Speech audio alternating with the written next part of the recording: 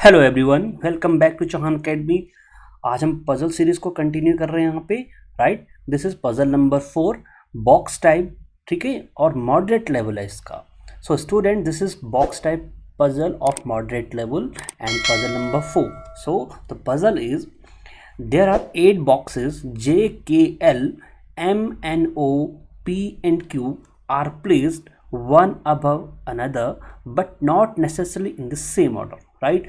तो यहाँ पे हमारे पास 8 बॉक्सेस हैं, ठीक है, J से लेके Q तक, जो कि एक दूसरे के ऊपर प्लेस्ड हैं बट वो इसी ऑर्डर में प्लेस्ड नहीं है। राइट, तो हमारे पास कुछ डेटा है, उसके अकॉर्डिंग यहाँ पे ये प्लेसिंग करी गई है। So the data is, the first data we have here is one box is placed between P and box L. right, P box और L box के बीच में हमारे पास एक बॉक्स प्लेस है। तो हम देखो डेटा को बार बार रीड करने के बजाय हम थोड़ा कुछ सिंबल और साइन से हम इस डेटा को लिख लेंगे। तो मैंने यहाँ पे बनाया P और L और उसके बीच में एक ब्लैंक स्पेस छोड़ दिया। इट मीन्स P बॉक्स और L बॉक्स के बीच में हमारे पास एक सिंगल बॉक्स रखा हुआ है। Then next is 2 boxes are placed between box K and box N. देखो K बॉक्स और N बॉक्स के बीच में हमारे पास 2 बॉक्सेस हैं, ठीक है।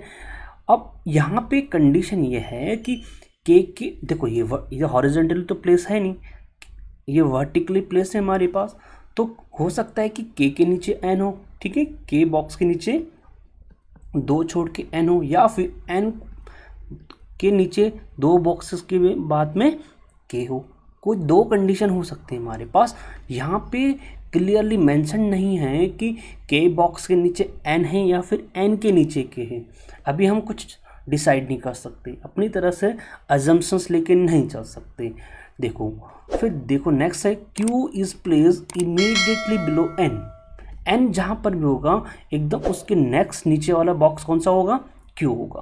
तो हम यहाँ पे 2 केसेस बना के लेके चल लेते हैं।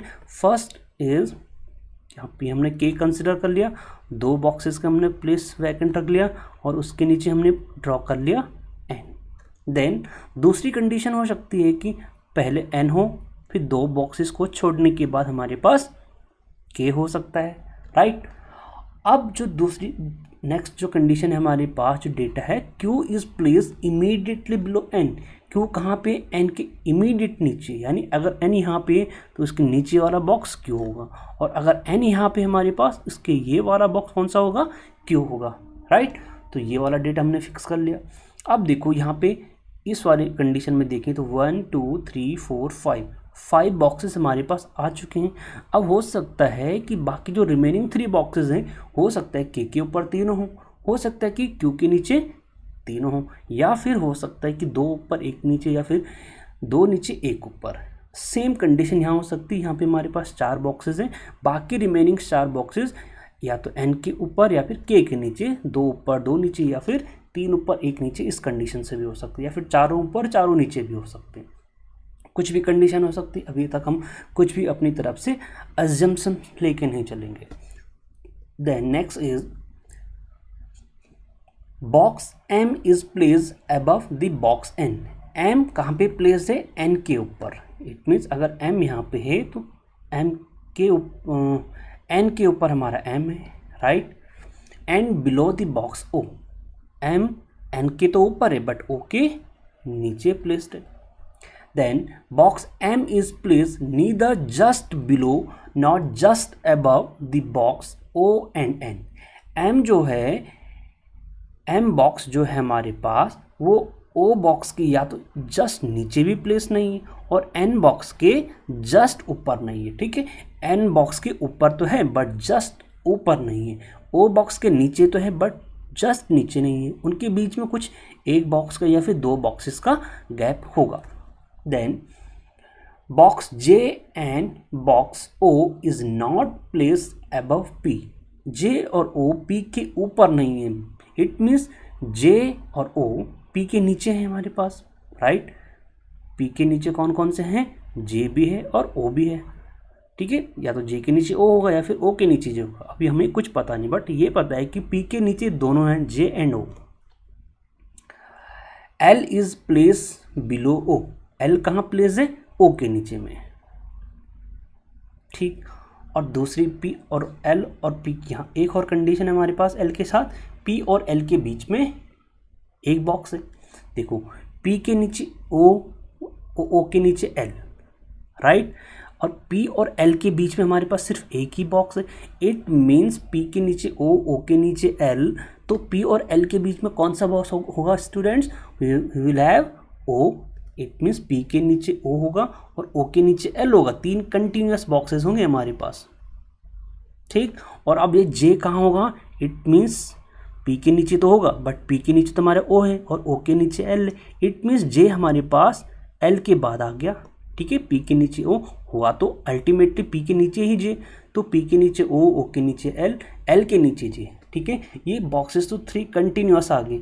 अब जे हो सकता है इसके एकदम नीचे भी हो सकता है और हो सकता है कुछ बॉक्सेस के बाद, गैप के बाद भी हो सकता है, ठीक है।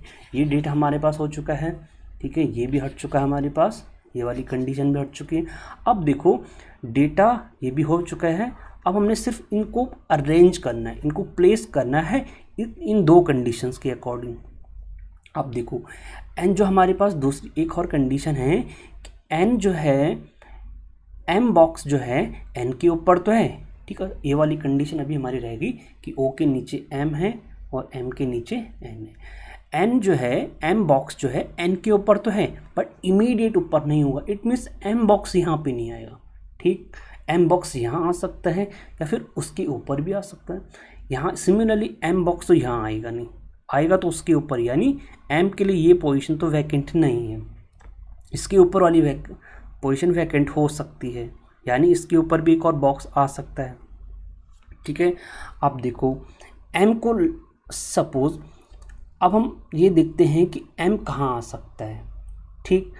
यहाँ पे हमारे पास कितने बॉक्सेस हो चुके हैं, 1 2 3 एंड 4, ठीक है। ये 4 बॉक्सेस तो है ही और ये 2 बॉक्सेस तो होंगे ही मस्ट, क्योंकि एम तो यहाँ होगा नहीं बट इसके ऊपर ही होगा।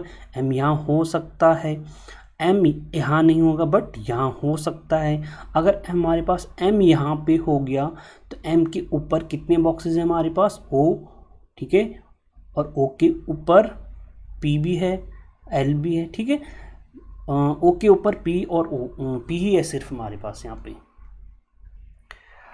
तो अगर हम इस सेकंड वाली कंडीशन को कंसिडर करें कि सपोज एम यहाँ पे है, यहाँ पे तो एम हो नहीं सकता, क्यों, क्योंकि एन के जस्ट ऊपर एम नहीं है। अगर एम यहाँ पे होता है सपोज और एम के ऊपर हमारा ओ है बट जस्ट ऊपर तो है ही नहीं, यानी एम के अगर इस पोजीशन में है तो इसकी ऊपर वाली पोजीशन में ओ होगा नहीं, ठीक है। ये ओ के लिए ये प्लेस है नहीं, यानी ओ इसके ऊपर वाला होगा। सपोज ओ यहाँ पे है तो और ओ के ऊपर जस्ट ऊपर कौन है, पी है। अब यहाँ पे देखते हैं कि कितने बॉक्सेस क्रिएट हो रहे हैं, 1 2 3 4 5 6 7 8 9। देखो अगर एम तो एन के ऊपर ही होगा तो एटलीस्ट यहीं पे होगा, ठीक। अगर इस यहाँ पे एम लेके चलते हैं हम तो इसके अकॉर्डिंग हमारे पास 9 बॉक्सेस क्रिएट हो रहे हैं। और अगर आप एम को और ऊपर क्रिएट करोगे, हम यहाँ पे अगर एम रखेंगे तो यहाँ पे नंबर ऑफ बॉक्सेस और भी ज़्यादा इंक्रीज हो जाएंगे।